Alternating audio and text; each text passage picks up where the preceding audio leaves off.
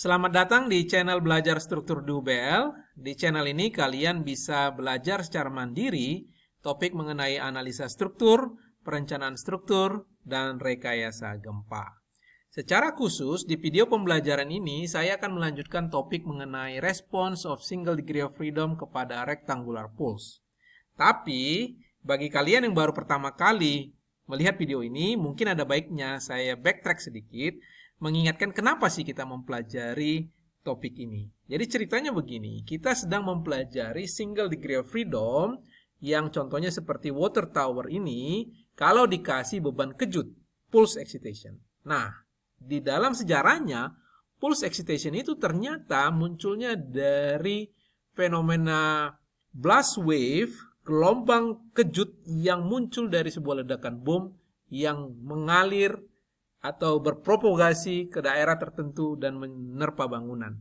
Dan kalau beban versus waktu diplotkan, bentuknya kurang lebih begini. Tiba-tiba mencapai maksimum dalam waktu yang cukup singkat. Karena bentuknya tidak reguler, dalam analisanya dicoba didekati sebagai beban segitiga, beban rektangular, atau half cycle sign seperti begini. Itu makanya kita coba mempelajari bagaimana sih respon SDOF kepada 3 jenis pulse ini, ya?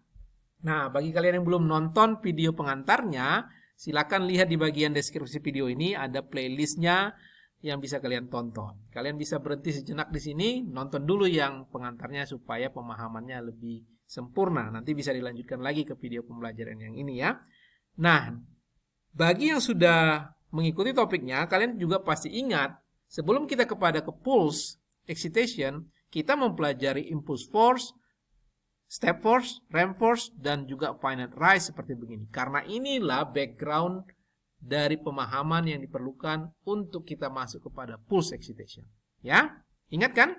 Nah, kalau masih perlu mereview materi ini, silakan kembali ke video pembelajaran sebelumnya. Nah, bagi yang mau move on, kita lanjut ya. Kita akan mempelajari response of single degree of freedom kepada rectangular pulse. Bagaimana kita menghandle-nya? Itu diskusi kita kali ini.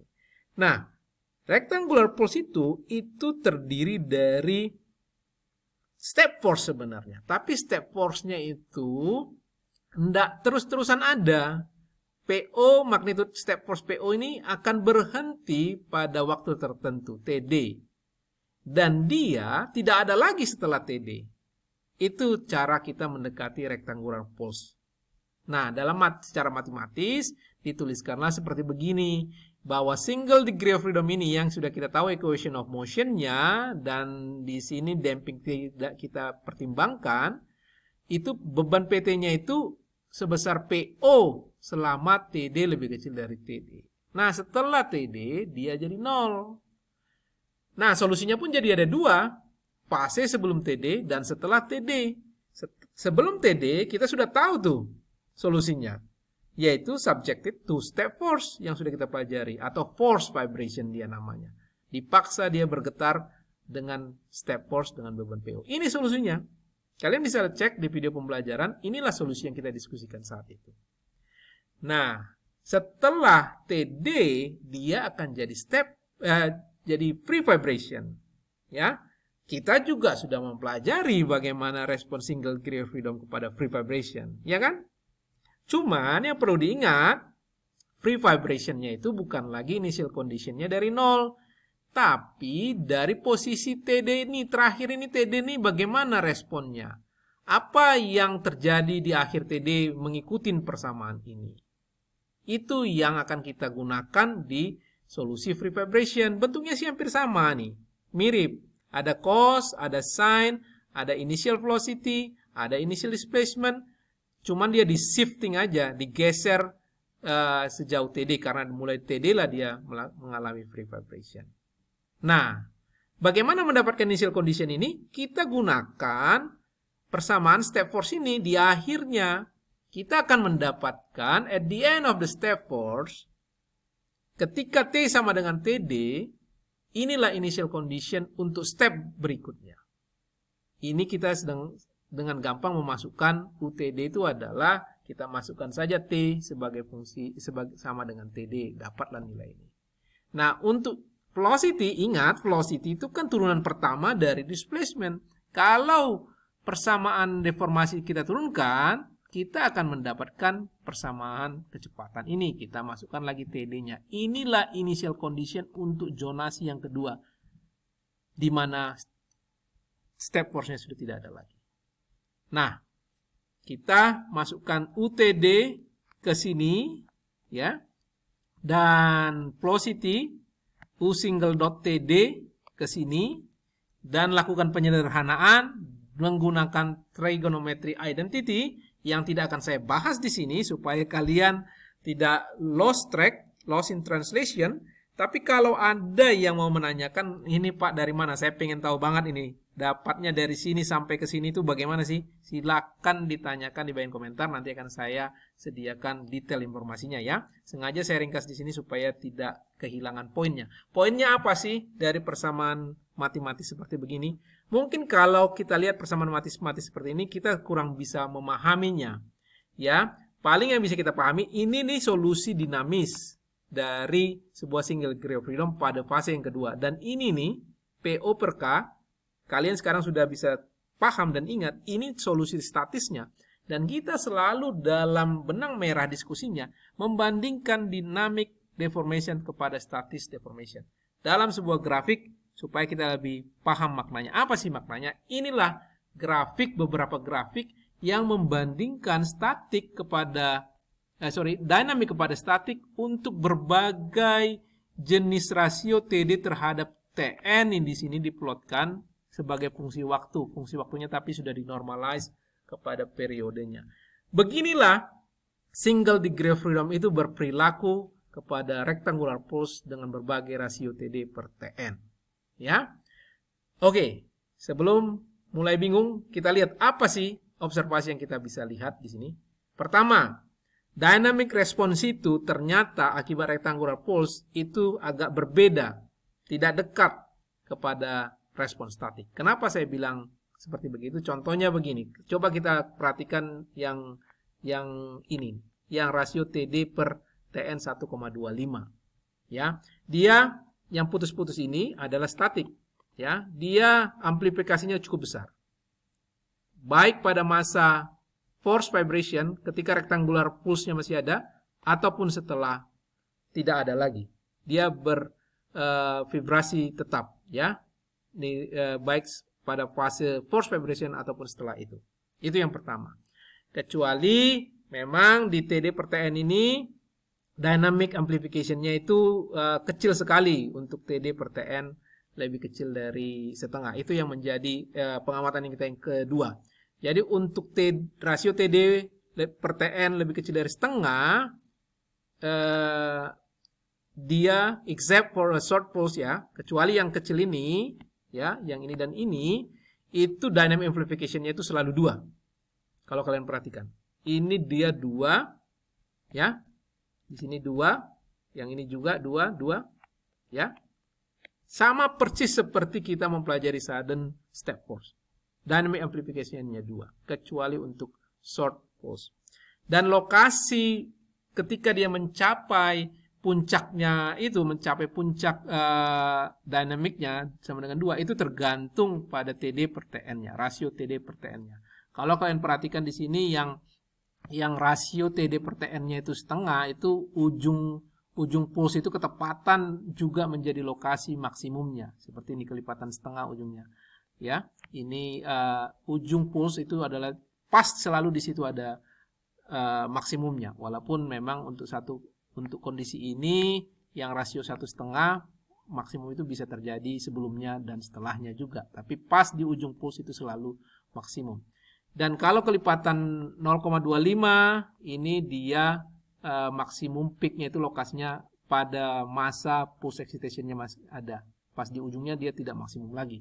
Dan ada satu kondisi sama seperti kita pelajari sebelumnya, itu di mana di fase kedua SDOF itu tidak bervibrasi. Kalau TD per TN-nya itu bulat 1, 2, 3 dan seterusnya, maksimum itu hanya pada fase ketika rectangular pulse-nya masih ada. Itu beberapa pengamatan yang kita pelajari. Nah, kalau kita plotkan target kita adalah mencari maksimum tadi kan. Kalau kita plotkan yang nilai maksimum tersebut untuk berbagai rasio TD per TN, kita dapatlah seperti yang sudah kita diskusikan sebelumnya, respons spektrum. Ya. Respons spektrum. Ngomong-ngomong, ini slide saya salah, ini bukan respons spektrum kepada finite rise. Sebentar saya ganti ya. Oke, ini adalah respons spektrum akibat rectangular pulse. Ya, di sini diplotkan nilai-nilai maksimum rasio antara dynamic kepada statik akibat pada fase force vibration dan pada fase free vibration untuk berbagai nilai TD per TN. Ya, force vibration yang garis putus-putus, free itu yang putus dan ada dotnya di sini. Dan ternyata pada fase force vibration itu selalu dia 2 kalau dia sudah lebih besar dari setengah rasionya. Tapi kalau pada saat free vibration kadang-kadang dia 2, kadang-kadang dia 1. Pada saat dia rasionya 1 dia malah 0 karena tidak mengalami vibration ya. Nah, kalau kita ambil envelope-nya, nilai terluarnya ya, maksimum dari keduanya, kita akan mendapatkan overall maksimum seperti terlihat di sini. Ya, ini intinya. Intinya adalah dynamic vibration akibat rectangular pulse itu selalu 2 kali lebih besar dari statiknya kalau TD per TN-nya itu lebih besar dari setengah. Kecuali di bagian yang kecil-kecil ini, TD per TN lebih kecil, dynamic amplification itu selalu 2. Similar to yang kita pelajarin pada saat kita mendiskusikan mengenai sudden step force. Itu intisari dari diskusi kita kali ini ya. Nah, itu kenapa, itu alasan utamanya kenapa amplifikasi yang akibat beban kejut di peraturan-peraturan seperti di peraturan jembatan, amplifikasi beban akibat beban kejut itu 2, inilah dasarnya. 2 kali dari statis. Amplification faktornya. Ini dari dinamika struktur lah dasar pemikiran kenapa beban kejut itu amplification faktornya 2. Memang ada zona yang amplification faktornya itu lebih kecil dari 2. Ya, kalau kita plotkan di sini, kalau dia 1/4 rasio TD per TN-nya itu amplifikasinya 1 sampai 2. Kalau lebih kecil dari 1/4 rasionya TD per TN itu bahkan amplification-nya itu lebih kecil dari 1, lebih kecil dari statik. Itu artinya apa? Beban kejutnya itu cepat sekali sehingga SDOF-nya itu nggak sempat berespon, dia kembali diam lagi, hanya sebentar saja. Dan itu kayaknya agak jarang terjadi seperti begitu.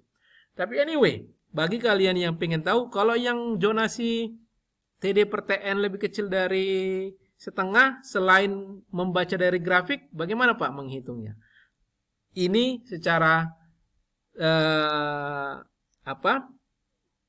analitik bisa didapatkan dari persamaan ini. Rasio dinamik kepada statik untuk TD per TN lebih kecil dari setengah bisa dihitung menggunakan 2 sin V TD per TN. Ini nilainya kalau mau mendapatkan nilai yang exact ya. Tapi ini yang bisa diingat. Dynamic amplification is similar to step force. Itulah kira-kira intisarinya. Oke, mudah-mudahan bisa dipahami. Kalau belum, silakan di bagian komentar ditanyakan. Saya akan coba menyampaikan apa yang kalian tanyakan.